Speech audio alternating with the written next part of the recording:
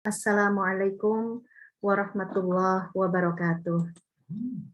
Waalaikumsalam Waalaikumsalam warahmatullahi warahmatullahi wabarakatuh. wabarakatuh. Inna hamdalillah nasta'inuhu wa nastaghfiruhu wa natubu ilaih wa na'udzu billahi min syururi anfusina wa min sayyiati a'malina may yahdihillahu fala mudhillalah wa may yudlil fala hadiyalah.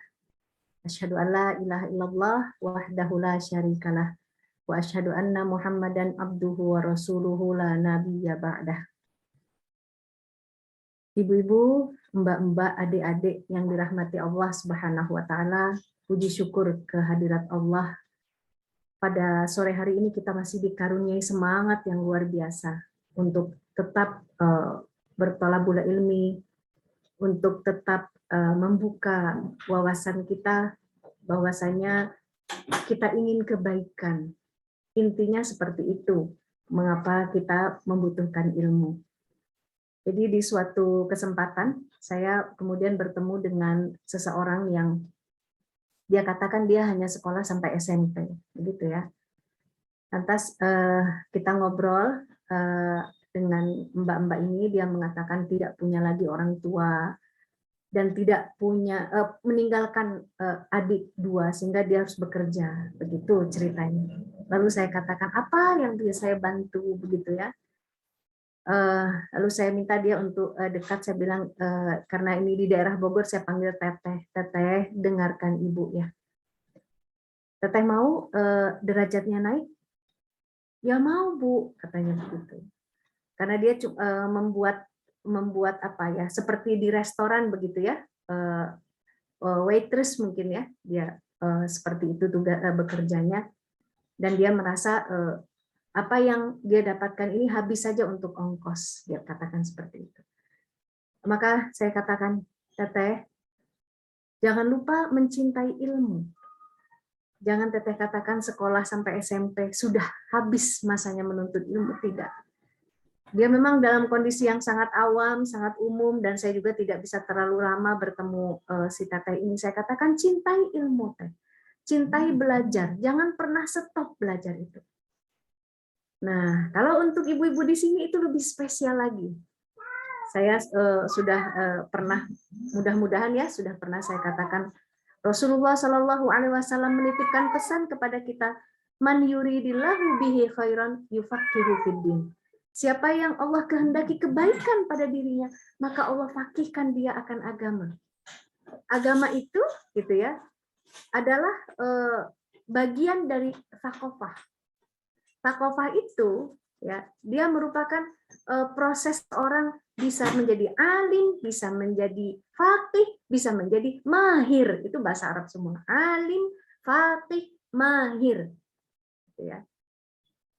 Disitulah kemudian ketika kita mengingat-ingat kembali begitu ya perjalanan para ulama itu, ada yang pekerjaannya itu dia adalah membuat roti dan dia dagangkan. Mungkin dalam kacamata orang sekarang, kok cuma pembuat roti begitu ya. Bisa seperti itu dalam pandangan orang, kok enggak pedagang kaya raya misalnya. Kalau soal kaya, kalau soal harta, itu setiap orang di dunia ini punya kadarnya. Punya kadarnya. Tapi kalau soal ilmu, nah ilmu ini yang seperti harus rakus seorang mukmin itu. Rakus toma, ya ingin sekali terus. Kenapa? Karena sesungguhnya, nah ini pesan dari sahabat Rasulullah juga menantunya Rasulullah SAW, Ali bin Abi Thalib, sesungguhnya ilmu itulah yang menjaga kamu. Tapi kalau harta, kitalah yang menjaganya. Ya, jadi tidak ada yang salah dari ilmu dan harta. Apabila harta itu diperoleh dengan jalan ilmu, maka dia akan berkah. Karena banyak sekali harta yang diperoleh tidak dengan jalan memiliki ilmu tentang bagaimana hukum harta itu atau memperoleh harta itu, justru menjadikan seseorang itu menjadi berat, menjadi diperbudak dunia. Na'udzubillah tsumma na'udzubillah. Alhamdulillah, mudah-mudahan selalu semangat ya, sebagaimana saya yang memang nggak tahulah ya, memang selalu semangat kalau baik saya menuntut ilmu ataupun saya ingin mencoba memberikan ilmu saya yang sedikit gitu ya. Bahkan saya tuh punya sedikit kekhasan semakin tua ini ya, usia saya 48, nanti memasuki 49 tahun depan, itu semakin tua, kalau jadwal kajian itu dipindah, saya suka kecewa. Nah, ini penyakit tua sepertinya begitu ya. Jadwal kajian, jadwal apapun, pasti saya tuh sedih sekali ya. Mudah-mudahan itu rasa tamak saya ya, karena saya sebetulnya orang yang lemah. Begitu juga kita semua di sini. Yang maha kuat hanyalah Allah Subhanahu wa taala, yang maha berilmu hanya Allah Subhanahu wa taala. Makanya kita ini sangat membutuhkan ilmu. Ibu-ibu yang dirahmati Allah Subhanahu wa taala, mari kita masuk ke dalam topik kita pada hari ini, yaitu zikir selanjutnya. Ya, jadi masih dalam rangka kita mentafakuri apa yang dimaksud oleh Syekh Yusuf bin Ismail An-Nabhani ini, ya, seorang yang pernah di zaman kekhalifahan terakhir itu menjadi qadhi, ya, menjadi hakim ya di negeri kaum muslimin, ya. Dia menyusun sebuah buku ya yang oleh banyak para kiai di Indonesia ini, termasuk ya diambil zikirnya itu. Kemarin kita sudah membahas tentang memaknai bagaimana kemudian laqad ja'akum rasulun min anfusikum azizun 'alaihi ma 'anittum harisun 'alaikum bil muslimin bil mu'minina raufur rahim. Bagaimana kita merenungkan setiap habis salat kita itu dikaruniai seorang Rasulullah Shallallahu Alaihi Wasallam yang amat sangat tidak ingin umatnya itu menderita kesulitan. Ya. Besar sekali perhatiannya kepada umat, ya, dan terhadap orang-orang beriman, ya, dia maha welas asih, sangat kasih sayangnya luar biasa, ya. Nah, inilah kemarin kita bahas, dan ternyata setelah membaca ayat itu ada 3 ayat yang dibaca bahkan kalau bisa berulang-ulang. Kembali lagi saya sebagai orang yang memperhatikan zikir ini, mengapa ya? Ada apa di dalam Al-Quran ini? Kebanyakan orang awam itu hanya semata-mata membaca 3 ayat ini karena kepentingannya, misalnya banyak ya. Mudah-mudahan kita tidak seperti itu, gitu. Karena takut sama setan, gitu ya. Kita sudah tahu nih yang mau dibahas ini Al-Ikhlas, ya. Dan Mu'awwidzatain. Mu'awwidzatain itu 2 surat untuk melindungi diri kita, yaitu Al-Falaq dan An-Nas. Tapi mari kita melihat bagaimana sih dalam tafsir Al-Muyassar itu yang dibahas tentang 3 surat ini. Mari kita masuk ke dalam PowerPoint yang sudah saya buatkan, ya. Ibu-ibu yang dirahmati Allah Subhanahu wa taala, mari kita baca dulu bersama-sama ya. A'udzu billahi minasyaitonir rajim. Bismillahirrahmanirrahim. Qul huwallahu ahad. Allahus samad. Lam yalid wa lam yulad wa lam yakul lahu kufuwan ahad. Qul huwa, ya, qul huwa. Kita sering agak terpleset jadi huwa ya, padahal huwa, ya. Nah, itu surat Al-Ikhlas. Yang kedua adalah Al-Qur'an surat Al-Falaq, ya. Bismillahirrahmanirrahim.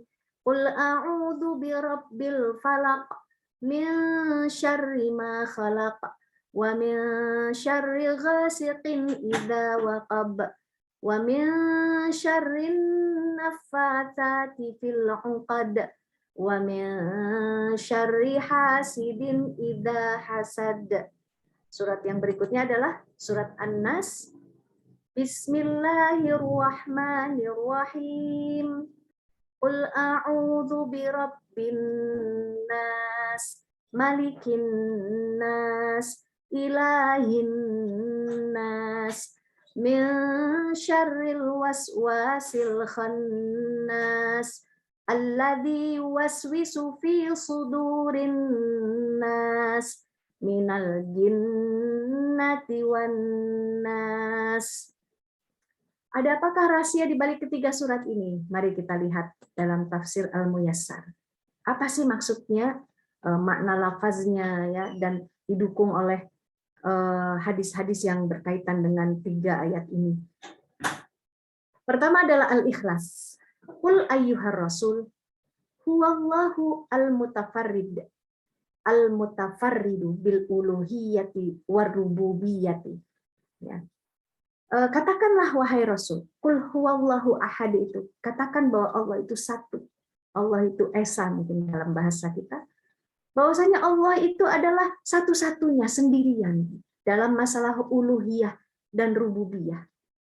Ya. Apa maksudnya uluhiyah? Uluhiyah itu adalah pembahasan tentang sifat ketuhanan. Hanya Allah saja yang tidak ada yang menyainginya. Yang namanya uluhiyah itu, sifat ketuhanan itu hanya ada pada Allah. Tidak ada pada yang lain.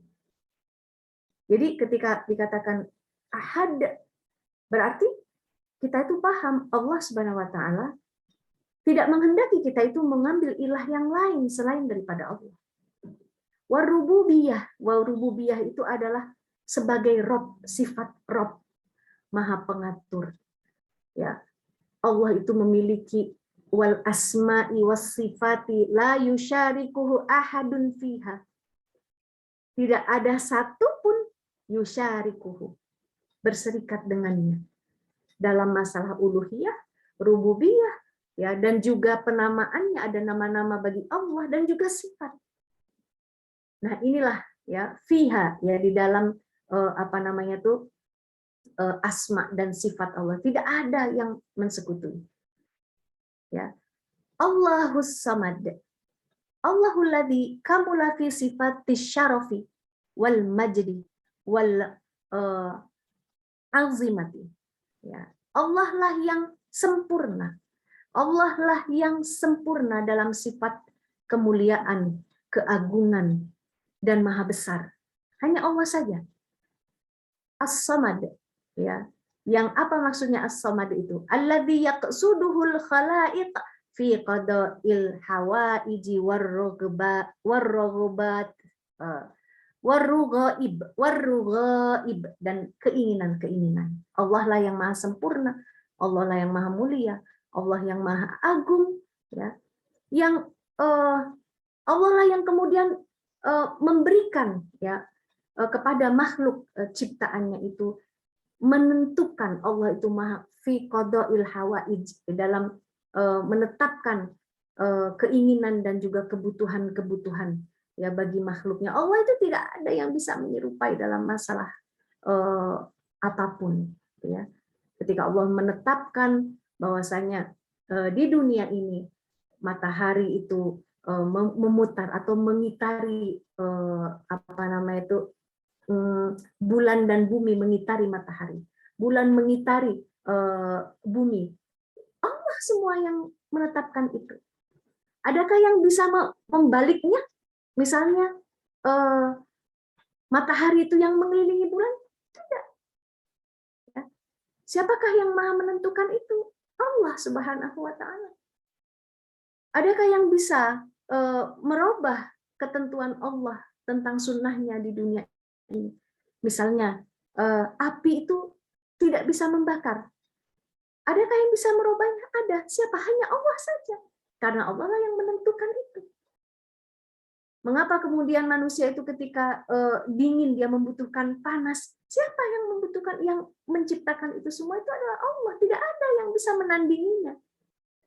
Manusia itu hanya sekadar menemukan, meneliti, ya. Lantas kemudian mungkin ada yang mengatakan menciptakannya, tapi dia tidak bisa menciptakan dari tidak adanya menjadi ada, itu tidak bisa.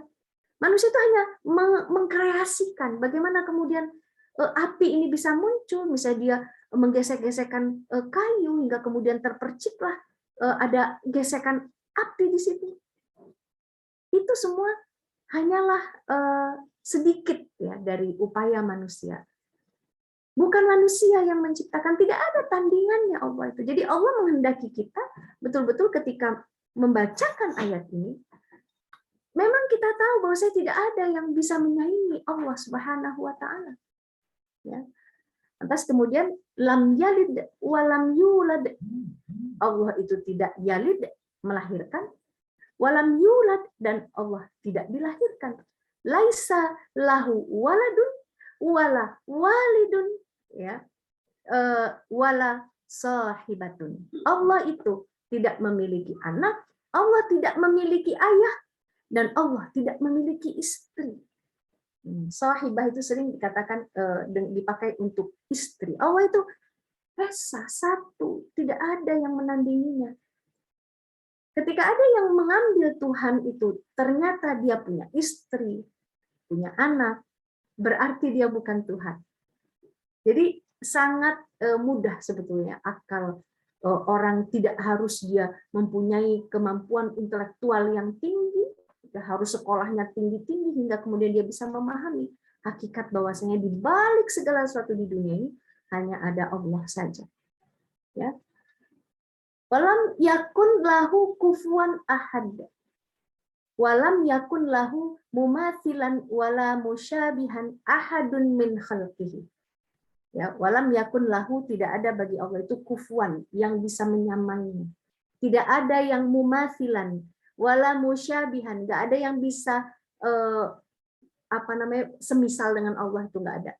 Nggak ada yang bisa sedikit pun serupa, nggak ada. Ahadun min khalqihi, satu pun dari ciptaannya. Berarti kalau ada yang bisa sama dengan Allah, misalnya kita jadikanlah manusia, misalnya Siddhartha Gautama misalnya, dianggap orang suci, orang baik, dan kemudian dituhankan. Dia matanya dua. Ternyata ada juga yang matanya dua. Berarti dia itu bukan Tuhan. Kalau ada yang menyamai, ada yang mumathil, ada yang musyabih, itu tandanya yang dianggap Tuhan itu bukanlah Tuhan. Jadi kita ini tidak menyesal, ibu-ibu yang dirahmati Allah, mengambil jalan Islam ini. Tidak akan pernah menyesal, tidak akan pernah mencederai akal kita. Kita itu dijaga kelurusan berpikirnya, manakala kita mempersembahkan diri kita ini menjadi hamba bagi Allah, tidak akan pernah kecewa. Kecewa kalau kita mempersembahkan diri kita, ternyata kepada sesama makhluk, pasti akan kecewa. Kenapa? Sama kelemahannya, sama kekurangannya, berawal dan berakhir. Ya, kok mau kita ambil dia menjadi Tuhan? Seperti Firaun yang mengaku Tuhan misalnya. Ana rabbukumul a'la, aku ini Tuhan kalian yang maha tinggi. Ya, sehingga kemudian dia membunuh siapapun yang menyatakan, yang mengeluarkan pernyataan bahwasanya ada Tuhan selain daripada Firaun. Tidak peduli, bahkan istrinya sendiri dia timpakan hukuman yang sangat luar biasa, bengis. Dia timpakan batu yang sangat besar di tubuh istri yang telah dipanggang, diterik matahari. Bayangkan, ya, itu Firaun, begitu ya. Tentu kecewa kan orang, loh, kok Tuhan begitu ya, begitu. Kok Tuhan begitu? Kok Tuhan marah? Dan yang lebih celakanya lagi, kalau kita menjadikan Firaun sebagai Tuhan, kok Tuhan mati begitu? Jadi salah satu maksud Allah Subhanahu wa taala itu mengawetkan, ya, sampai jenazah itu ditemukan kembali agar kita itu berpikir. Nah, itu ketika kita membaca Al-Ikhlas itu, ya, artinya kita itu memang memurnikan ketaatan kita, itu mengambil Allah itu sebagai Tuhan kita, hanya Dia saja. Ya. Wala fi asma'ihi, tidak dalam nama-namanya, enggak ada yang bisa mumathilan wa musyabihan, enggak ada. Wala fi sifatihi, dalam sifat-sifatnya juga tidak ada yang bisa menyamai, wala mumathilan wala musyabihan. Wala fi af'alihi, juga dalam perbuatan-perbuatannya. Apa perbuatan yang namanya Rob, yang namanya ilah, yang namanya Tuhan? Perbuatannya adalah mengatur. Perbuatannya adalah maha mengatur. Jadi kalau kita mengambil aturan hidup ini dari Tuhan, betul-betul Allah yang benar, Allah Subhanahu wa taala, maka tidak akan pernah kecewa. Ya. Ibu-ibu semua di sini berkerudung yang rapih, kenapa ya harus begitu? Ada aturan dalam Al-Qur'an, tenang, nggak akan pernah kecewa. Tidak akan pernah mencelakai apapun. Kok cara sholat kita begitu ya? Tenang, tidak akan pernah mengecewakan. Mengapa? Karena langsung diajarkan, ya melalui gerak-gerik Nabi kita, Nabi Muhammad Shallallahu Alaihi Wasallam.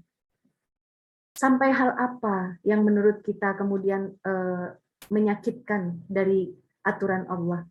Oh, yang menyakitkan Bu, kita punya harta, ya disuruh zakat cuma 2,5%, itu pun kalau haulnya, kalau harta disimpan udah 1 tahun tidak berkurang. Kalau dihitung dengan emas kira-kira 98 gram emas ya, kalau saya tidak salah. 98 gram emas, itu pun kalau tidak terambil sedikit pun selama 1 tahun, kalau terambil maka tidak dikeluarkan zakat. Apanya yang menyakitkan? Ya. Yang menyakitkan itu bagi manusia yang tidak mau taat dan menganggap itu adalah sebuah kerugian. Nanti apapun yang ditetapkan Allah bisa rugi. Sholat bisa rugi, ya. Sedang rapat, jumlah proyeknya miliaran, ini bisa rugi kalau saya tinggalkan sholat, misalnya begitu. Itulah pandangan manusia yang sangat sempit, yang penuh kekurangan dalam memandang apa yang baik untuk dirinya. Jadi harus dari Allah, ya. Tabaraka wa ta'ala wa taqaddasa, ya. Tabaraka wa ta'ala wa taqaddas. Allah itu maha suci, maha tinggi dan maha suci, ya. Allah maha terpuji, ya. Nah, ini tentang Al-Muyassar. Maaf, tentang Quran surat Al-Ikhlas. Ada asbabun nuzulnya ternyata ayat ini, ya. Nah, dalam Sahih Bukhari, ya, dalam slide 4, silakan. Anna rojulan sami'a rojulan, ya, yaqra. Qul huwallahu ahad, ya, yuraddiduha. Falamma asbaha jaa ila Rasulillah. Fadzakara dzalika lahu. Wa ka'anna rajula bitaqallaha. Ya. Maaf, yataqallaha. Faqala Rasulullah, walladzi nafsi biyadihi innaha la ta'dilu sulusal Qur'an. Jadi seorang laki-laki mendengarkan laki-laki yang lain, seseorang sedang membaca Al-Ikhlas, Qul huwallahu ahad, itu berulang-ulang. Nah, ketika subuh, ya, ketika pagi harinya, ia datang kepada Rasulullah, kemudian menyebutkan peristiwa itu kepada Rasulullah, kepada Rasulullah. Seakan-akan, ya, laki-laki yang mengadukan itu menganggap bahwa itu adalah suatu hal yang remeh. Ayatnya pendek. Mungkin pernah ada yang menganggap seperti itu, apa sih? Qul huwallahu ahad. Bahkan ada sebagian dari mungkin bisa jadi banyak orang yang menganggap itu saking gampangnya dia tidak mau belajar bagaimana cara yang benar. Misalnya Qul huwallahu ahad, Allahu shamad, lam yalid wa lam yulad, wa lam yakul lahu kufuwan ahad, misalnya begitu ya. Mungkin kalau ada peremehan itu yang nggak boleh. Tapi kalau sudah belajar, ya, kemampuannya sampai seperti itu tidak masalah. Nah, lantas Rasulullah Shallallahu Alaihi Wasallam kemudian menjawab ini. Demi zat yang jiwaku ini berada di tangannya, atau demi Allah, gitu ya. Sesungguhnya, ya, bacaan itu, Quran surat Al-Ikhlas itu, innaha la ta'dilu, dia itu sama, serupa dengan sulusal Quran, sepertiga Al-Quran. Nah, maka dari itu ada ulama yang mengkategorikan masalah tauhid, ya, itu adalah sepertiganya Al-Quran, karena sesungguhnya Al-Ikhlas ini berbicara masalah tauhid atau keesaan Allah Subhanahu wa taala. Satu surat yaitu Al-Ikhlas. Berikutnya kemudian di dalam tafsir yang lain saya tambahkan di sini, diingatkan bahwasannya Al-Ikhlas itu turunnya di Mekah, karena itu makkiyatun, ya. Surat yang termasuk makkiyah. Dzikru sababi nuzuliha wa fadilatiha, ya, menyebutkan kemudian sebab turunnya dan fadilahnya. Apa fadilahnya surat ini, ya? Qala al-Imam Ahmad, Imam Ahmad berkata, ya, hadatsana Abu Sa'din Muhammad bin Muyassar As-Saghani, ya. Hadatsana Abu Ja'far Ar-Razi, terus ya ini diriwayatkan. Beginilah kemudian cara tafsir birriwayah namanya, ya, melalui hadis, ya. menceritakan Robi bin Anas, dari Abi Al-Aliyah, dan dari Ubay bin Ka'ab. Annal musyrikina, ini mulai ya. Isinya annal musyrikina qalu lin Nabi sallallahu alaihi wasallam. Bahwasanya orang-orang musyrik itu berkata kepada Nabi Muhammad sallallahu alaihi wasallam, ya Muhammad, ansub lana rabbak. Muhammad, coba sebut nasab dari Tuhanmu. Jadi mereka ini memang ya namanya juga musyrik, Tuhannya banyak. Mereka menganggap ya ajaran yang dibawa oleh Rasulullah Shallallahu Alaihi Wasallam itu sama dengan ajaran mereka. Tuhan kamu tuh orang tuanya siapa, gitu ya. Ibunya siapa, bapaknya siapa. Maka Allah Subhanahu Wa Taala menurunkan surat ini. Ya, Qul huwallahu ahad, al-ayah. Nah ini ya, jadi itu salah satu ya sebab turunnya. Berikutnya wa kadza rawahu at-Tirmidzi wa Ibnu Jarir ya, dan seterusnya di dalam slide 5 itu apa maknanya as-samad. Nah gitu ya, di situ kita bisa lihat as-samad ya adalah as-samadu alladzi lam yalid wa lam yulad bi annahu laisa syai'un yuladu illa sayamut. Nah ini bagus sekali ini keterangan ini. Jadi apa maksudnya as-samad? Dan kemudian yang Allah itu tidak yalid, tidak melahirkan, dan tidak yulad, tidak dilahirkan.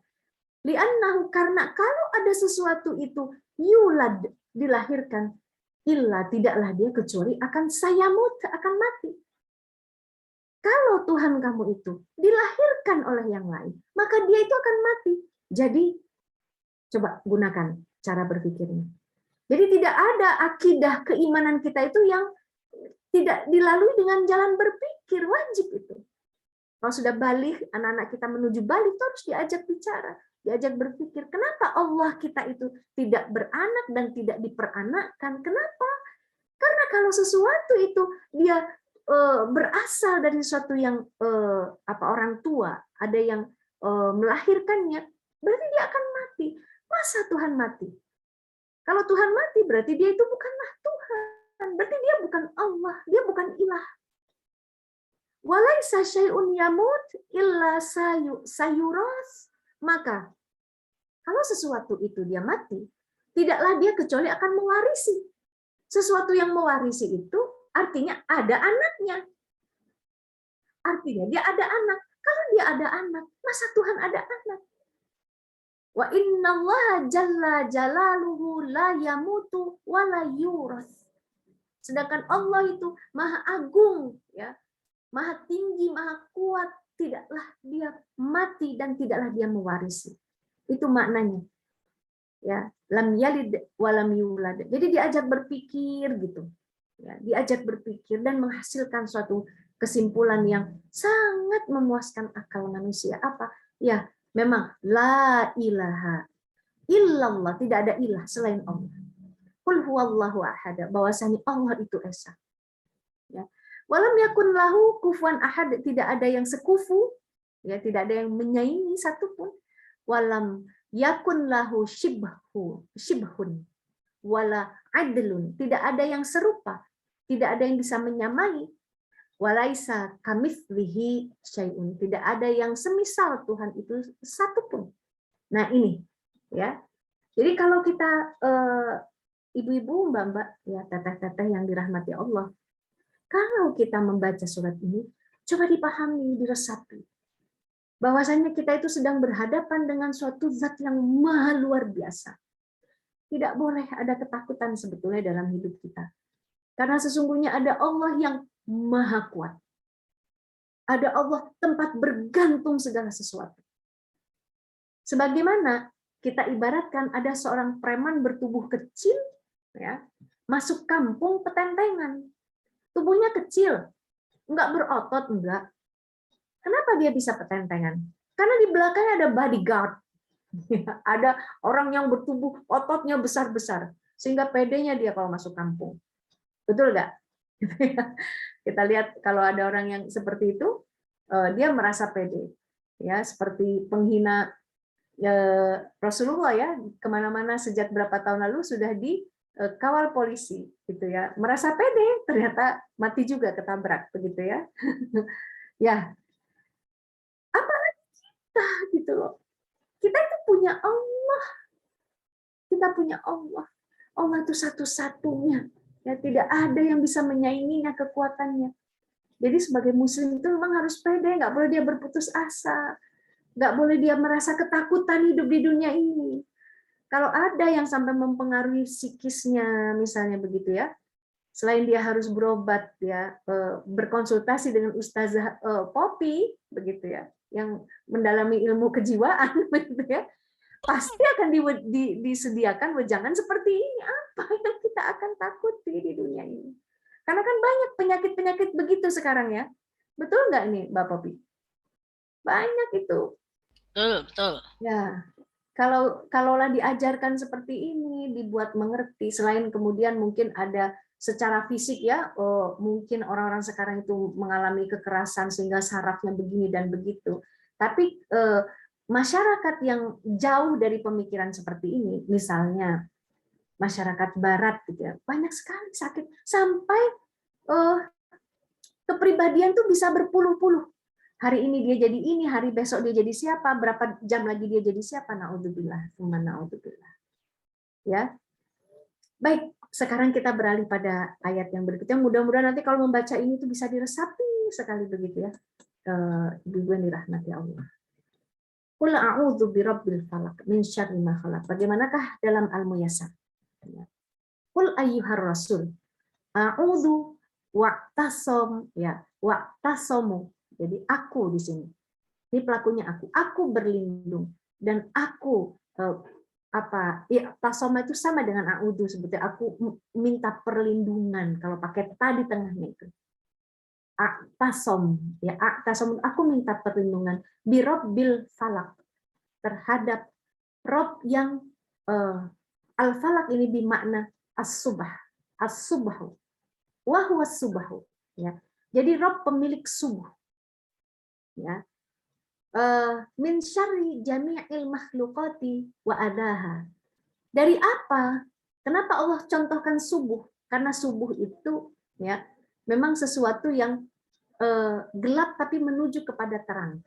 Sesuatu yang gelap tapi sedang menuju kepada terang. Di mana kemudian di situ juga terjadi syarri jami'il makhluqati ya, keburukan, kejahatan dari seluruh makhluk-makhluknya wa azaha, dan juga sesuatu yang bisa menyakiti makhluk-makhluk itu. Makanya minta perlindunganlah kepada Rob pemilik subuh. Ya, surat ini ya sering para ulama mengkategorikan kepada Rasulullah melalui hadisnya mengatakannya adalah muawwidzatain. Awwadza yu'awwidzu ta'wid, muawwidzatain, dua surat ya, minta perlindungan. Nah, tapi yang sering kita hilang itu, kita takut kepada jahatnya. Kita takut kepada kejahatan yang terjadi, ini yang sering hilang ya. Tapi kita tidak takut kepada Allah yang memiliki malam. Nah, itu yang harus dicamkan. Ya. Nah, mari kita selesaikan. Ada apa? Meminta perlindungan dari apa lagi? Wa min syarri ma khalaq, wa min syarri ghasiqin idza waqab, wa min syarri laili syadidiz zulumah. Ya. Dari kejahatan pekatnya malam yang sangat pekat. Idza dakhala wa taghalghal. Ya. Ketika dia sudah masuk dan kemudian kita berada di tengah-tengahnya dalam kegelapan. Wa ma fihi minasyurur, di dalam kegelapan malam itu ada kejahatan-kejahatan yang bisa saja terjadi karena sepi, mencekam begitu ya, minasyurur. Jadi ada kejahatan dan mu'dhiyat wal mu'dhiyati, dan juga sesuatu yang bisa menyakiti ya, atau kejahatan yang sampai kemudian taraf menyakiti manusia ataupun makhluk ciptaan Allah di malam hari. Karena itu berlindunglah kepada Allah Subhanahu wa taala. Ya. Memang Allah itu ingin memberikan kepada kita sebuah gambaran bahwasanya misalnya di malam hari itu ma'asya ya, di malam hari di siang hari itu waktunya bekerja, di malam hari kemudian waktunya tidur begitu. Itu menunjukkan sebuah fitrah, bahwasanya Allah lah yang menciptakan kefitrahan itu. Begitu juga di malam hari, gitu ya. Karena itu berlindunglah kepadaku, ya. Karena itu berlindung tuh hanya kepada Allah Subhanahu wa taala. Karena di malam itu, di waktu subuh itu, di malam itu bisa terjadi sesuatu hal yang jahat, karena sepi, memang tempatnya orang tidur, beristirahat, begitu ya. Dan juga wa minasyarris sahirati. As-sahirati ini adalah tukang-tukang sihir. Nah, memang seringkali yang namanya sihir itu dia akan dimulai pada malam hari. Allati yanfakhna fiha wa yaqadna min uqadin ya biqasdis sihri ya. Dari kejahatan para tukang sihir yang yanfakhna, yang dia menghembuskan ya di dalam apa yang buhul-buhul tali yang dia ikat, min uqadin ya, dari sebuah ikatan yang kemudian biasa digunakan oleh tukang sihir itu untuk ya menenung atau menyihir manusia, because this sihri, dengan maksud menyihir. Ya, inilah kerjasama antara iblis dengan manusia, antara setan dengan manusia. Ya, jadi setan itu ingin meyakinkan kepada manusia bahwa dia bisa membantu manusia dalam kejahatan, gitu ya. Maka kemudian sepertinya dia menolong manusia tersebut, gitu ya. Nah, inilah yang dikatakan dengan untuk kita itu berlindung dari sihir seperti itu, ya. Memang dia terjadinya wa min syarrin nafasati fil uqad wa min syarri ya apa namanya itu dihembuskan di buhul-buhul tali. Memang ada kejahatan seperti itu, ya. Hanya saja yang seringkali terlupakan, kalau tadi malam hari kita ingat berlindung ya, tapi kita lupa bahwasanya Allah yang maha memiliki itu semua. Kita takut kepada sihir, tapi kita lupa bahwasanya Allah Subhanahu wa taala yang menguasai itu semua. Mudah, gampang bagi Allah.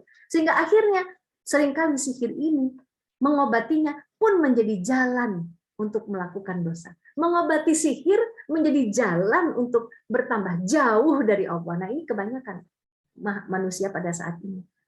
Gitu ya. Jadi kita tuh diingatkan terus dalam ayat ini bahwasanya ya a'udzu birabbil falaq, artinya kepada Tuhan yang memiliki itu semua. Kepada Allah. Allah lah tempat kamu berlindung. Allah lah tempat kamu menyandarkan segala kekuatan. Ya.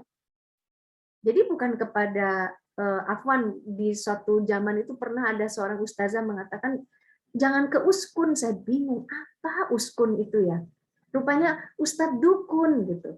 Saya pikir apa ustadz, namanya ustadz dukun gitu. Oh ternyata dia profesinya ustadz, dipanggilnya ustadz, tapi kemudian dia melakukan praktek-praktek perdukunan. Ya sudahlah kalau begitu, jangan dipanggil ustadz ya, nggak enak juga kan mengatakan ustadz dukun begitu kan. Ya, dalam sebuah cerita kunjungan saya di sebuah pesantren besar di Jawa Barat, itu di tempat itu memang banyak sekali pesantren gitu ya. Jadi muridnya ceritanya berkurang kian tahun. Kenapa dikatakan padahal pesantren itu adalah pesantren yang panca kakinya apa istilahnya kepada pesantren yang sangat besar ya di Jawa Timur gitu ya. Ada apa begitu? Kata calon santri kalau datang mendaftar ke situ, katanya, itu bau pesing di kantor pendaftaran itu, dia katakan. Bau, kalau orang Sunda bilang bau hangser, ya, Neng Iis ya, Neng Iis tahu ya, Neng Iis dari Bandung, apa itu bau pesing begitu. Maka kemudian mencobalah untuk datang ke orang yang dianggap faqih ilmu agama, tapi apa yang terjadi ketika mengantri, ya, ternyata ada dua orang yang mempunyai tujuannya itu seperti ini. Yang satu untuk melukai A, ya, melukai A. Yang satu ini sebagai korbannya itu datang ke tempat yang sama dan ngobrol, gitu. Walaupun dengan bahasa yang satu ini tidak mengaku begitu bahwa sekolahnya lah yang begini dan begitu. Nah seperti itu contoh. Jadi seakan-akan apa namanya tuh satu ini ingin minta ya tolong dikeluarkan apa yang mengganggu dari sekolah kami, yang satu lagi tolong sekolah kami ini, sekolah orang itu buat jadi tidak laku, tolong berikan jalannya. Nah ini berbahaya. Kadang-kadang praktek-prakteknya itu begitu ya, yang satu ini menganggap bahwasanya bisa ya mengeluarkan dari sihir, sedangkan yang satu ini meminta untuk disihirkan pihak lain begitu, agar pihak lain itu menjadi tersihir. Padahal kalau di dalam tafsir yang panjang ya dari ayat ini, Rasulullah Shallallahu Alaihi Wasallam itu memang pernah kena sihir, kena tenung, dan Rasulullah kemudian membaca dua surat ini, begitu, ya sehingga kemudian ditemukanlah buhulnya itu dan kemudian terlepaslah satu ikatan demi ikatan dengan membaca muawwidzatain, gitu ya. Wa min syarri hasidin idza hasad, dari keburukan orang yang hasidin, orang-orang hasad. Idza hasada, kalau hasadnya muncul, kalau dia sedang hasad, ya. Apa itu? Wa min syarri hasidin al mubghid linnas, yaitu orang yang hasid, orang pelaku kehasadan, yang dia itu membenci linnas terhadap manusia. Idza hasadahum alama wahabahum Allahu minni amin. Kalau Allah Subhanahu wa taala wahabahum, memberikan kepada mereka minni amin, berupa kenikmatan, dia hasad. Gitu. Idza hasadahum. Jadi ketika kemudian hasadnya muncul melihat orang lain diberi kenikmatan oleh Allah. Ya. Yuridu zawalah, dia ingin agar ni'am itu, kenikmatan itu hilang dari orang tersebut, anhum, dari orang tersebut. Kemudian nggak sampai situ. Wa iqa'al adzabihim, dia bermaksud untuk menimpakan siksa kepada orang yang diberi nikmat itu. Masya Allah, akhwat fillah yang dirahmati Allah, Allah itu meminta kita untuk berlindung kepadanya. Jadi mohon ini yang kemudian menjadi pemahaman kita. Berlindung kepada Allah, mendekatkan diri kepada Allah, hanya menjadikan Allah saja sebagai sandaran kita. Berperilaku sesuai dengan apa yang Allah contohkan. Begitu, ya. Berbicara, bertetangga, bersosialisasi ya dengan apa yang Rasulullah contohkan. Rasulullah Shallallahu Alaihi Wasallam contohkan, berupaya untuk belajar mendengarkan nasihat orang lain, sehingga kalau belajar Islam, ya tidak akan seorang wanita keluar sendiri malam-malam. Paham nggak Bu? Jadi sampai ke sana loh memahami ayat ini, betul. Allah itu mengatakan berlindunglah kepadaku dari kejahatan malam hari. Maksudnya apa? Berlindunglah kepada Allah. Allah itu Tuhan kalian.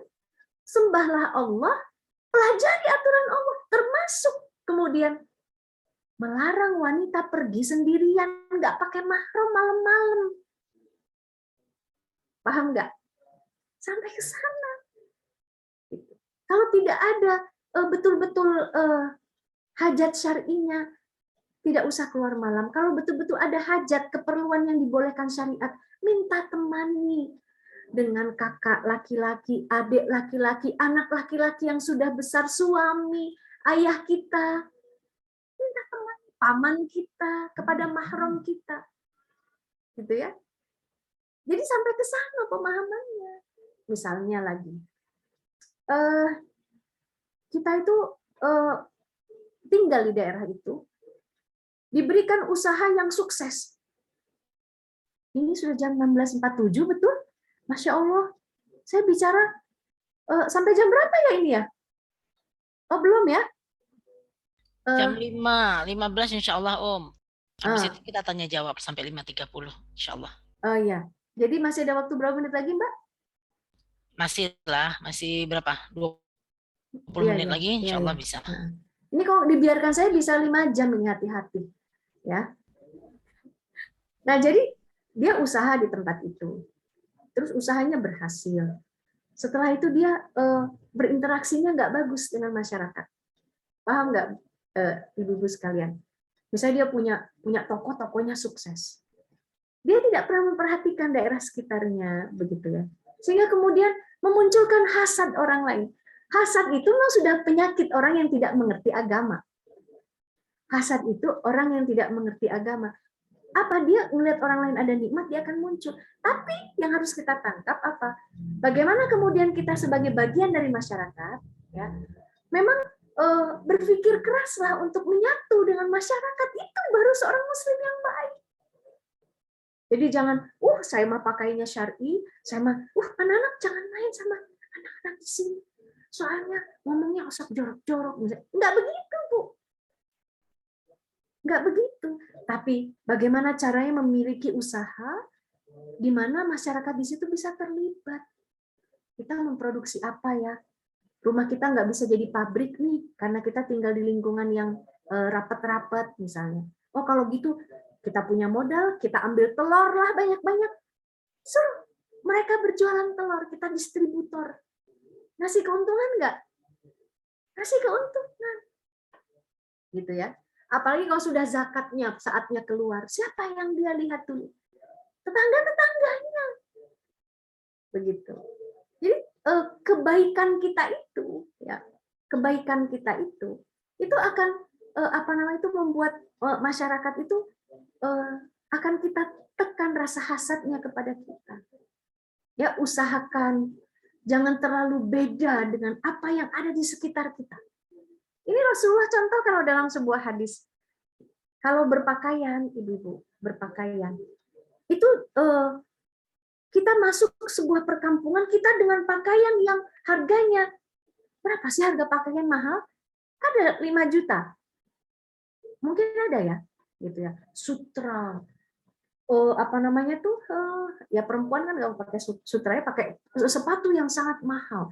Jangan-jangan sepatu kacanya Cinderella begitu. Sini, dari sini ke sini bertabur emas. Kita sedang masuk ke kawasan, di situ banyak fakir dan miskin.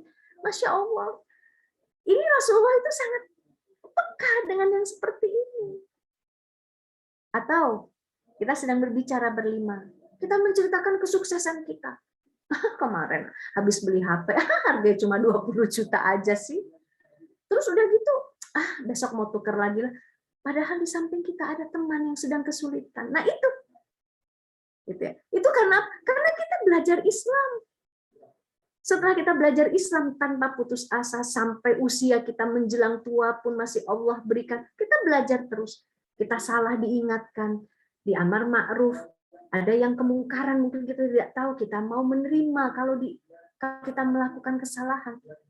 Jadi itu yang harus kita tangkap. Ya, kita menjadikan Allah tempat berlindung kita dari segala kejahatan. Maknanya juga adalah Allah itu pemilik dari alam semesta ini. Allah ceritakan pada kita bagaimana kejahatan bisa terjadi, dan Allah berikan juga aturan bagaimana caranya agar kita bisa terlindung dari kejahatan. Mungkin bisa dipahami ya.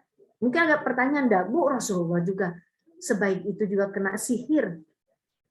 Ya. Nah, artinya ketika setelah kita berbuat sesuai dengan syariat Islam, masih ada yang hasad. Mudah-mudahan gampang sembuhnya seperti sembuhnya Rasulullah dari sihir. Begitu. Jadi jangan malah tolong bukalah. Ini saya nih, pandangan saya ya Syekh, biar saya bisa melihat yang alam gaib. Enggak perlu, Bu. Nanti kita akan bahas dalam sebuah hadis ya, terakhir. Bagaimana Rasulullah SAW mengatakan tentang yang gaib, ya, berkaitan dengan ayat An-Nas, ya. Baik, kita langsung masuk ke Al-Muyassar. Bagaimana tafsirnya? Qul ayyuhar rasul, qul a'udzu birabbin nas, kan gitu. Katakanlah wahai Rasul, a'udzu wa'tasamu birabbin nas. Tadi kan birabbil falaq. Sekarang aku berlindung, aku meminta jagakan diriku, minta jaga dari kepada siapa? Kepada Tuhannya manusia. Oh, hampir sama sebetulnya. Allah lah yang memiliki manusia. Tuhannya manusia itu siapa? Allah. Dialah yang Al-Qadiru Ya, wahdahu ala raddi syarril waswas. Al-waswasi. Al-waswasi, ada alifnya. Kalau membaca bahasa Arab, mat tabi'inya harus diikuti ya. Ya, ala raddi syarril waswasi. Yang tidak harus itu ikhfa, itu enggak harus. Ya. Idgham itu tidak harus. Ya. Kalau membaca Al-Qur'an harus. Ya. Nah, misalnya begini, birob bin nas, ini lagi baca tafsir itu nggak perlu juga, nggak usah seperti itu, tapi birob bin nas, dah gitu aja. Kalau baca Al-Quran kan ini dia alif lam syamsiyah, sudah itu nunnya gunnah, sehingga harus birob bin nas. Kalau baca tafsir itu tidak harus, ya. Birob bin nasi al-qadir. Nah, karena itu Allah ini memang yang memberikan perlindungan untuk menolak buruknya was-was. Ya. Was-was ini apa sih? Bisikan-bisikan. Gitu ya. Nah, berikutnya malikin qul a'udzu birabbin nas, malikin nas, malikin nas al-mutassarrif. Allah itu pemiliknya manusia. Jadi berkali-kali ya Allah itu ingin menekankan Allah itu Tuhannya manusia. Memang manusia ini kok nggak digituin bisa sombong. Bener nggak? Apalagi kok dirinya cantik, dirinya tuh nggak pernah ada yang kurang. Wah, semua orang memujinya. Awas, ya, hati-hati. Kita ini bukan siapa-siapa. Ada pemilik kita ini. Kita tidak punya daya, kita tidak punya upaya. Kalau diberikan daya, itu hanya sedikit sebetulnya, gitu ya. Tuhan Allah Subhanahu wa taala yang memiliki manusia. Al-Mutassarrif, Allah itu yang mengatur fi kulli syu'unihim, setiap urusan kita. Al-Ghani anhum, ya. Allah itu enggak butuh kepada manusia. Ghani, cukup. Allah itu, kalau ghani itu kan gina, orang dalam bahasa Arab katakan kaya, maksudnya disuruh cukup. Allah itu tidak butuh ya kepada manusia. Manusia itu yang butuh kepada Allah. Jadi tekankan ketika membaca Rabbin Nas, Malikin Nas, ya.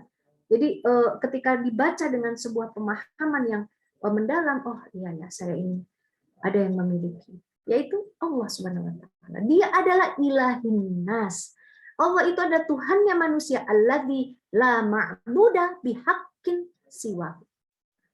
Tuhannya manusia Allah itu, yang tidak ada yang ma'bud, yang disembah bihaq, sesuatu yang benar bisa disembah itu siwahu, selain daripada Allah.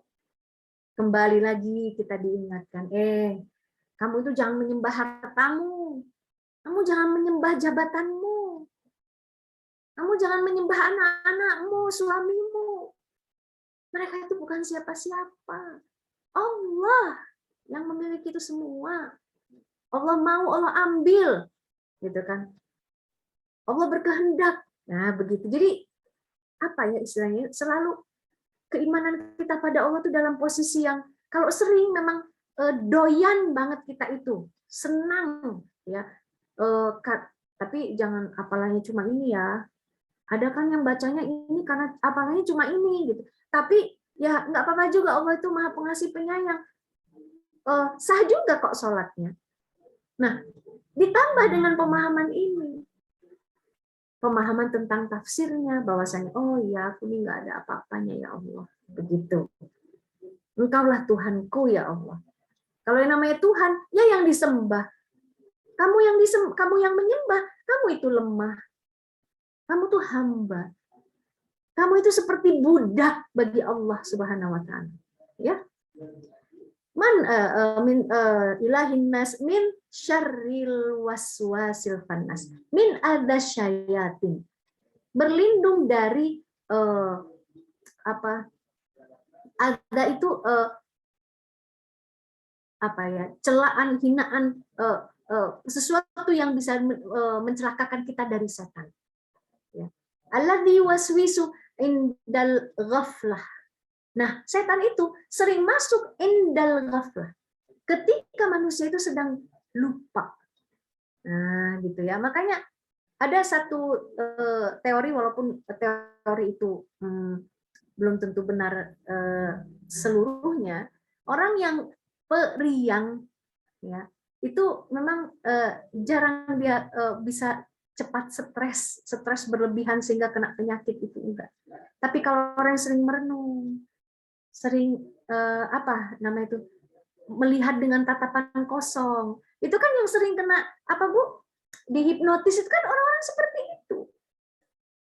Ketakutan, seperti sering sekali terjadi. Pernah ada sahabat saya habis dapat rezeki 4 juta, lantas kemudian dia rasa takut membawa uang itu bisa dilihat oleh para orang jahat, ditepuk sedikit aja hilang uangnya, gitu ya. Nah, karena apa? Memang dia bersekutu dengan setan, orang jahat itu, untuk menyakiti manusia dengan membisik-bisikinya pada saat dia sedang lalai. Nah, lalainya manusia apa? Lalainya manusia itu, seperti tadi salah satunya misalnya sering merasa ketakutan sehingga lupa Allah lah ada yang melindunginya. Ada lagi, lalai sering mengerjakan sesuatu yang dia dilarang oleh Allah, itu ghaflah itu. Sesuatu yang dilarang dikerjakan, itu namanya lalai.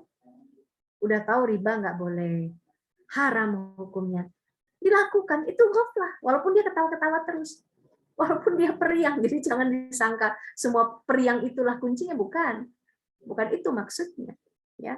Nah, setan itu apa maksudnya? Wayah tapi inda dzikrillah, ya, dia itu menutupi manusia, ya, agar tidak berzikir kepada Allah. Ketika manusia itu mengingat Allah, dia selalu mengajak manusia itu agar jangan ingat kepada Allah.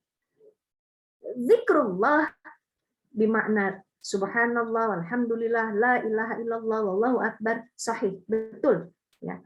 Namun zikrullah itu juga adalah, ya, pada saat manusia itu masju amalihi, menyatukan amalnya bisyariatillah, dengan syariat Allah. Itu namanya zikir juga. Masjid itu menyatukan amal dia dengan syariat. Apa yang membuat alasan bahwa itu bukan zikir? Ketika ingin bertransaksi, akadnya sesuai Islam gimana ya? Gitu. Itu namanya ingat kepada Allah. Dia tidak dalam keadaan ghaflah.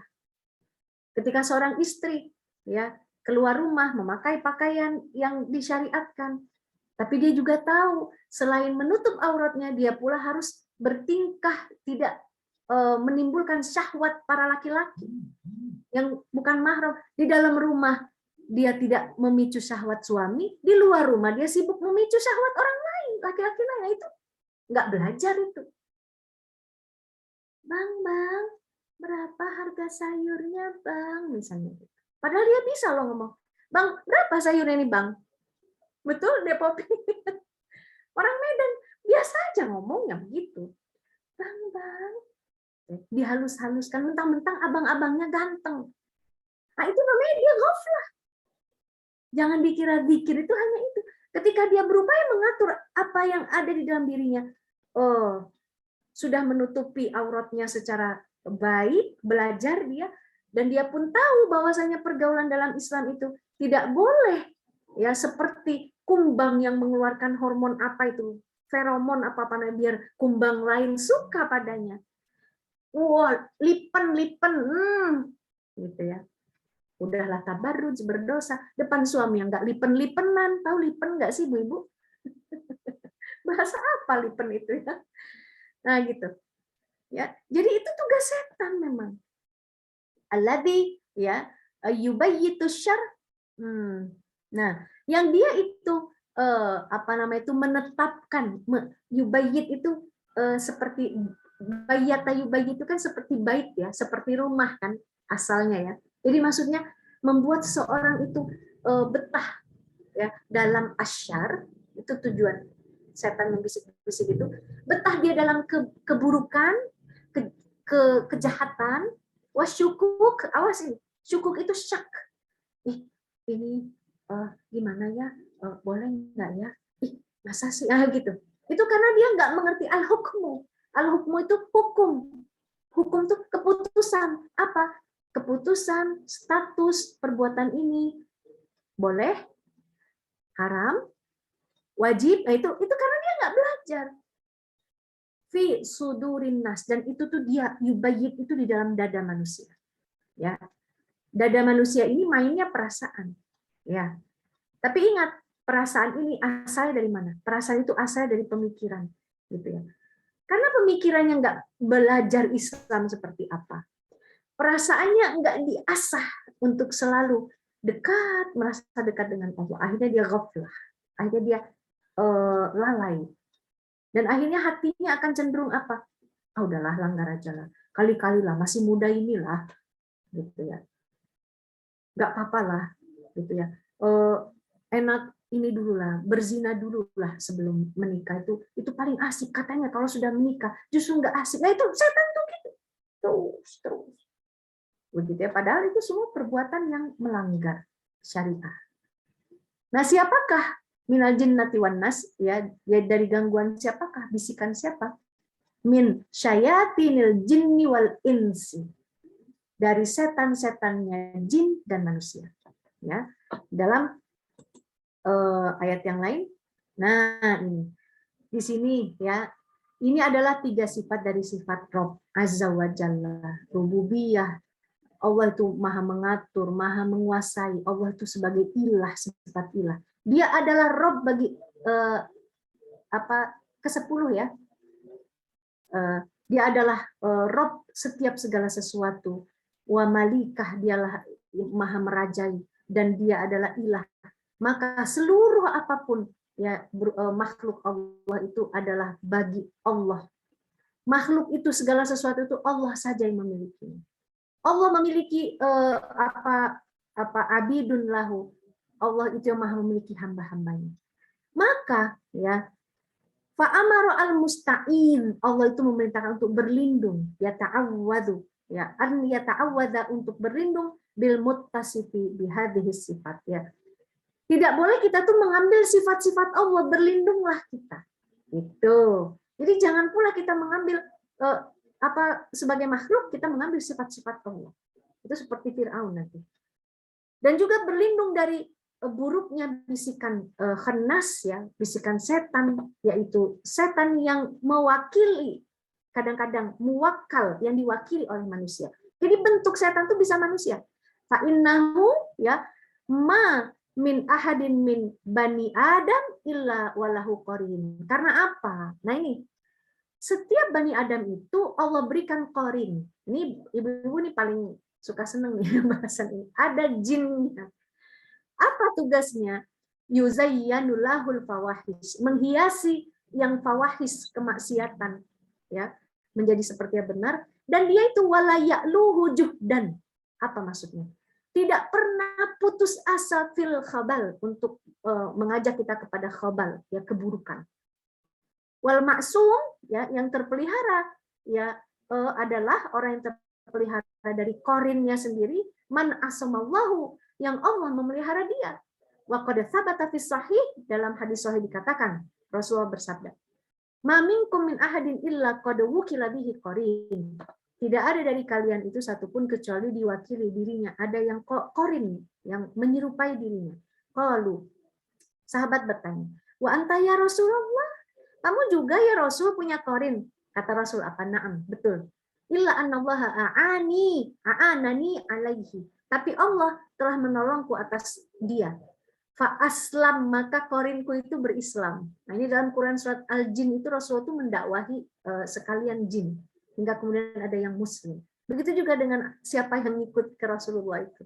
Fala ya'muruni illa bi khair, sehingga ketika dia Islam tidaklah dia memerintahkan kepadaku kecuali yang baik-baik. Gitu. Wasabata fi sahih, ya, dalam hadis yang sahih, ya, dari Anas di qissati ziyarati Safiyatan an-Nabiyah. Jadi suatu hari Rasulullah baru menikah dengan Safiyah, ya. Lantas kemudian wahwa mu'takifun, Rasulullah sedang mu'takaf, sedang iktikaf di masjid. Kemudian Safiyah datang mengunjungi Rasul, wa khurujihi ma'aha lailan. Kemudian Rasul keluar masjid malam hari, ya, liyaruddaha ila manziliha, mau nganter Safiyah ke rumahnya, balik lagi ke rumah. Rasulullah itu baik sekali, ya. Maka kemudian falakiyahu rajulani minal ansor. Ada 2 orang ansor yang menemui Rasulullah. Falama Ro'ya Rasulullah SAW, keduanya ro'ya melihat Rasulullah, kemudian asro'a, lari cepet-cepet gitu. Ada Rasulullah sama perempuan tuh, mungkin bisa jadi begitu. Karena Rasulullah baru menikah dengan Sofia, maka kala Rasulullah, ala rislik kuma, sini dulu, berhenti. Innaha Sofiyatun bintu Huyai. Ini adalah Sofiyah yang anak perempuannya Huyai yang baru aku nikahi. Faqala subhanallah, maka yang dua itu ngomong, subhanallah ya Rasul. Nah, gitu lah. Maksudnya apa? Kalau lengkapnya, Maha suci Allah ya Rasul, enggaklah kami nyangka engkau itu enggak dengan istrimu. Faqala, maka Rasul berkata, dia bersabda, inna syaitana yajri min ibni Adam majrad dam. Setan itu dia beredar di darahnya anak Adam, di darah kita ini. Wa inni khasyitu an yakdhifa fi qulubikum syai'an. Dan aku khawatir kamu menyangka sesuatu dalam hati kalian berdua. Ya. Atau dalam bahasa yang lain, syarron, ada keburukan yang kalian sangka terhadap. Nah, karena itu berlindung kepada setan ini artinya kita mengingat kepada Allahnya, bukan berarti kita malah menghambakan dan mendekatkan diri pada setan. Kesimpulan, satu, menjadi hamba bagi zat yang memang layak dijadikan Tuhan.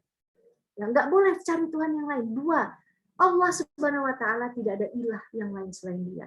Jangan syirik, dosa besar. Tiga, memurnikan ketaatan hanya untuk Allah semata. Ya. Lantas ayat Mu'awwidzatain Al-Falaq dan An-Nas itu mengajarkan kita bahwa setan itu musuh. Jangan ikuti, jangan berteman. Jadi mempelajari itu hukum-hukum Allah, bukan hukum-hukum setan. Apalagi hukum buatan manusia. Ya. Nah, tidak pernah meragukan aturan apapun yang berasal dari Allah dan meyakini kebenarannya. Ini wujudnya. Mengapa kemudian dalam dzikir itu kita disuruh berulang-ulang bahkan ya membaca surat ini.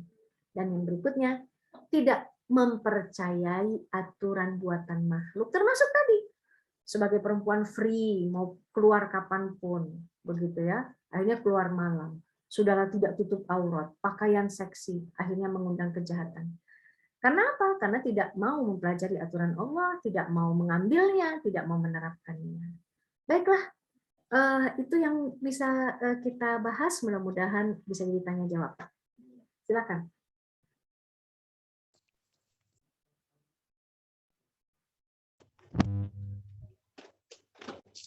Baik, jazakillah khair kepada Ustazah untuk pemaparan materi atau ilmu bermanfaat pada sore hari ini.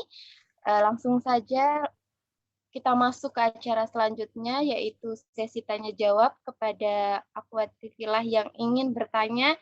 Saya persilahkan, monggo dinyalahkan mic-nya dan juga dinyalahkan fitur videonya atau bisa lewat chat. Saya buka, silahkan kepada peserta yang ingin bertanya. Sudah ada yang maghrib rupanya ya, Mbak Desi, Masya Allah. Baik-baik. Ustazah, soalnya saya kebetulan di wilayah Sulawesi yang Masya Allah. jamnya cepat 1 jam. Iya. Nah. Baik. Barakallah. Oh baik, ada yang raise hand, silahkan, tafadhol yang ingin bertanya.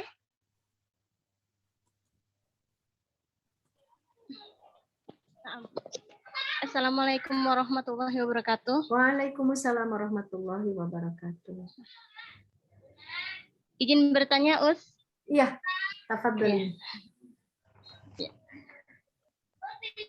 Bagaimana Islam menjelaskan tentang ain dan hubungannya dengan hasad, dan bagaimana kita membentengi diri dari kejahatan pandangan ain? Iya. Na'am, Us. Ya. Syukran jazakillah khair. Ya.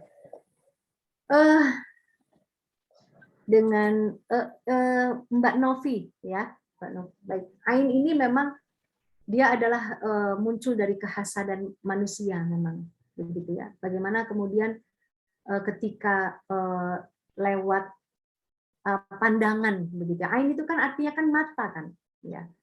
Di makna basor, di makna pandangan gitu ya. Artinya ketika seseorang apalagi pada saat ini jadi intinya tuh melihat seseorang kemudian dia melakukan sihir. Intinya seperti itu sebetulnya. Ya. Dia hasad, dia dengki, dia ingin berbuat keburukan, maka dia bisa dengan pandangan seperti itu dan kemudian dia melakukan aktivitas sihir itu karena kedekatan dia dengan setan sebetulnya. Karena kedekatan dia dengan setan, karena dia mengikuti setan, dan karena dia ghaflah, karena dia sebagai orang yang lalai. Sehingga kemudian tidak hanya satu dua itu setan yang membantunya. Karena memang setan itu sudah mengikrarkan bahwa dia akan menyesatkan manusia dan akan mengajak sebanyak-banyaknya manusia itu untuk masuk neraka bersamanya. Begitu ya, sekalipun ada bagian dari jin itu yang memang menjadi muslim. Karena dia mendengarkan ayat-ayat Allah, karena dia makhluk juga, dan dia memiliki akal juga. Namun yang seperti ini, ya, ain ini, kembali lagi saya menyarankan kepada akhwat fillah sekalian, yang ditangkap itu janganlah ya kita sandarkan bahwasanya seakan-akan kita itu menjadi dikuasai oleh rasa takut. Nah itu. Tetap kita itu berinteraksi kepada sama manusia itu sebaik mungkin sesuai syariat Islam, karena tidak ada yang lebih baik daripada syariat Islam, gitu ya. Bagaimana kemudian kita itu misalnya membuat status-status yang memang bermanfaat, ya, untuk dibaca, bukan malah kita memamerkan misalnya kecantikan diri, begitu ya. Itu kan awalnya dari ketidakmengertian sebetulnya. Ketidakmengertian banyak dari muslim dan muslimah pada saat ini bagaimana dia berinteraksi di media sosial, begitu kan? Sehingga kemudian bisa jadi itu dimanfaatkan oleh orang-orang jahat. Ya. Ditambah lagi Mbak Novi yang dirahmati Allah, apa yang terjadi pada saat ini adalah masyarakat yang sakit. Ya, mulai dari orang tua sendiri sudah banyak yang tidak memberikan perlindungan kepada anak, bahkan memberikan stres yang sangat luar biasa kepada anaknya dengan bisa sampai menyiksa fisik. Akhirnya begitu ya, penyakit-penyakit ain itu begitu ya, ketika orang menginginkan memaksudkan untuk menundukkan orang tersebut berbuat jahat itu semakin cepat.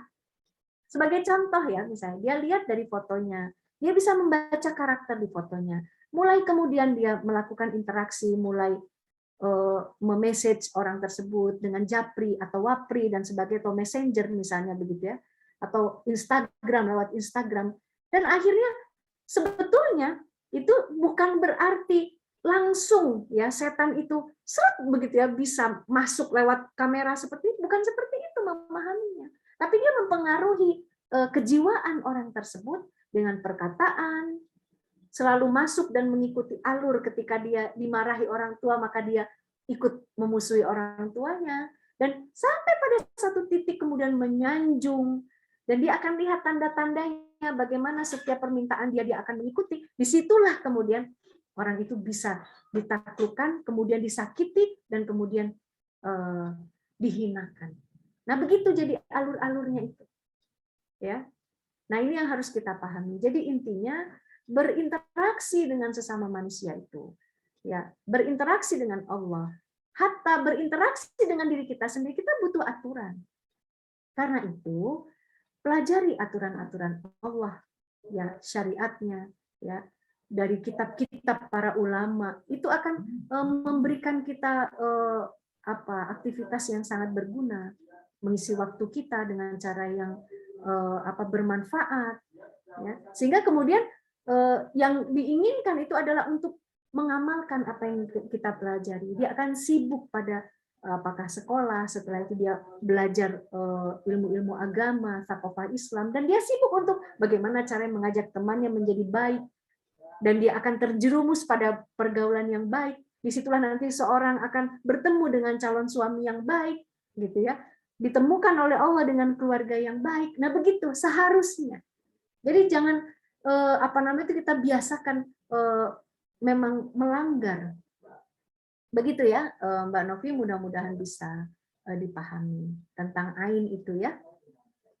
Jadi nggak semata-mata gini, punya bayi, jangan ditaruhlah di foto di sosial media nanti kena aib. Nggak langsung begitu loh, Ibu. Memang ya kalau nggak harus memperlihatkan bayi kita ya sudah. Dulu juga nggak pakai kirim foto, bener? Ya nggak? Ya sudah nggak apa-apa. Begitu.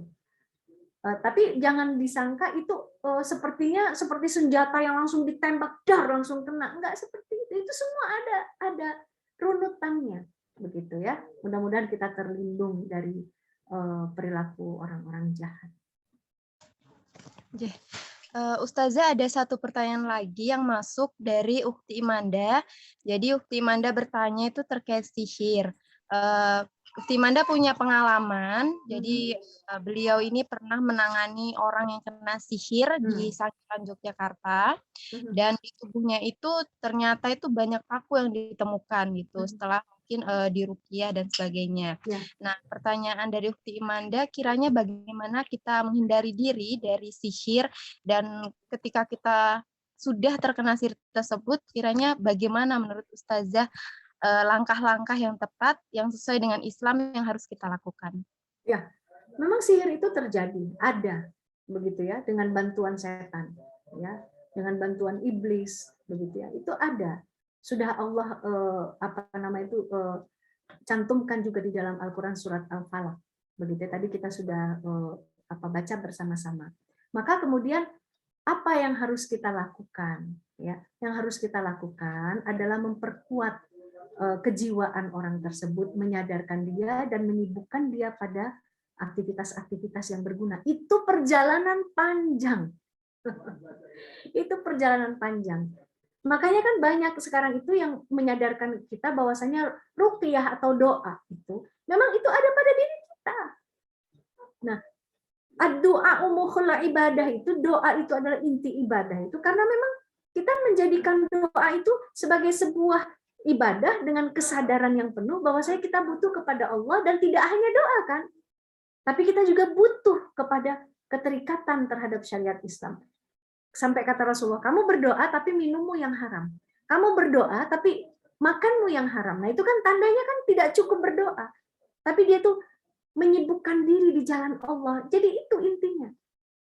Nah ini yang merupakan satu perjuangan yang enggak gampang ya, menemukan banyak sekali dari keluarga-keluarga yang sakit pada saat ini, menciptakan generasi yang sakit, begitu ya, generasi yang penuh dengan tekanan, stres, tidak tidak menjadikan agama sebagai bangunan rumah tangga. Nah ini yang seperti ini. Ketika ada kemudian dikaruniai anak yang memang lemah, sering sedih misalnya, itu akan tambah melanda dia. Maka ketika terjadilah sihir itu akan lebih merangsek ke dalam tubuhnya. Mudah-mudahan siapa yang bisa membantunya dan kemudian bisa ikut menyembuhkannya itu diberikan pahala. Ya saya yakin Mbak sendiri memang menolong sesama manusia untuk menyembuhkannya itu memang kita niatkan lillahi ta'ala. Ya. Dan kemudian sambil berdakwahlah di keluarga itu bahwasanya kita memang harus dekat kepada Allah dengan merubahlah pola keluarga ibu ya, gitu ya. Mulailah dekat kepada agama. Memang agama itu bukan dipanggil, bukan butuh pada saat begini saja, Ibu. Percayalah siapa yang tadi bisa meruqyah itu. Kita datang ke situ, kita tuh dianggap seperti dokter. Cuma kalau kita memanfaatkan momen itu dengan apa? Mendakwahi keluarga itu, ya. Insya Allah pahalanya jadi double-double, udah ikut menyembuhkan, berdakwah, keluarganya nggak hanya anaknya aja yang sehat, semuanya menjadi ikut kajian. Undang di acara ini, buat acaranya di masjid, undang ustadznya, undang ustazahnya. Jadi berubah, ya, jadi berubah situasinya. Insya Allah, ya, dengan bantuan Allah biiznillah. Baik, mungkin satu pertanyaan lagi, boleh Ustazah? Oh, tentang online ya? Baik. Iya, benar, tentang online. Bagaimana jika kita menggunakan model wanita? Ya. Apakah kita ikut berdosa, Ustazah? Iya. Sebetulnya dua golongan yang tidak mencium bau surga adalah ya golongan yang dilihat oleh Rasulullah di neraka. Belum pernah Rasulullah melihatnya, adalah salah satunya selain kemudian penguasa ya di situ yang dia memegang cemeti, artinya penguasa yang otoriter, ya. Jadi di neraka penguasa yang otoriter ini dia memiliki ekor seperti ekor sapi. Ya. Nah itu siapa itu? Oh dia dulu penguasa yang sering mencambuk begitu ya. Dan yang kedua kemudian ada kelompok wanita yang dia tidak bisa mencium bau surga, padahal surga itu tercium dari jarak kada wa kada. Apa? Karena dia berjalan melenggak-lenggok. Ya, lantas kemudian di sininya itu seperti punuk unta di belakangnya ini. Kenapa ya sampai begitu Allah Subhanahu wa taala itu? Kok nggak boleh kita tuh seperti punuk unta di belakang kepala kita ini? Allah pemilik aturan. Ketika Allah haramkan itu ya sudah. Nah, melenggak-lenggok itu saya banyak sekali menemukan dari model-model pakaian gamis syar'i pada saat ini. Sudahlah gamisnya jatuh, membentuk mulai dari dada hingga kemudian orang bisa membaca seukuran apa bodinya. Awas hati-hati. Semua yang terlibat di situ dosa. Saya katakan demikian. Mengapa dosa? Karena dia membiarkan itu terekspos. Tidak begitu juga bismillah rezeki itu bisa datang, tahu orang. Atau buatlah pakainya yang syar'i, fotonya saja nggak usah gerak-gerak gitu loh. Lenggak-lenggok, lenggak-lenggok. Terus bagian dadanya ditonjolkan, itu buat apa? Itu adalah perilaku yang tadi itu salah satu sinfani min ahli nar lama arohuma, kata Rasulullah. 2 golongan yang belum pernah aku lihat ya, lenggak-lenggok, lenggak-lenggok. Belum lagi make up. Ya, bermake up. Kalau udah itu nggak kelihatan itu busulis yang sebenarnya kalau udah make up seperti boneka. Makanya kalau menikah, silakan aja mau dandan gimana, tapi khusus perempuan. Jangan dilihat laki-laki. Disitulah asal dari kehidupan laki-laki dan perempuan itu terpisah. Ya, invisol sebetulnya dia boleh bertemu saat syariat itu memang membolehkannya bertemu. Itu pun perempuan itu terjaga, enggak dandan. Memang keperluannya syar'i di pasar itu memang tempat pertemuan. Berbicaralah sepanjang mau belanja ini sudah. Kalau nawar nggak usah lebih-lebih. Ih, mama nggak usah. Ada itu semua. Komplit ya. Nah, jadi mohon siapa yang mempunyai bisnis seperti itu ya harus dirubah ya. Insya Allah rezeki akan datang dengan cara yang terikat dengan syariat Islam, berkah rezekinya.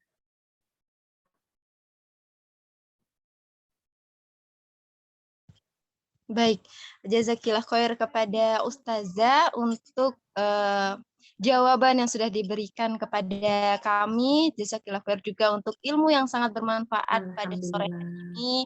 Semoga apapun yang disampaikan kepada Ustazah menjadi atau membawa pahala untuk Ustazah. Dan juga kepada para peserta yang sudah hadir, yang sudah menyempatkan waktunya di sore hari ini. Saya ucapkan terima kasih banyak.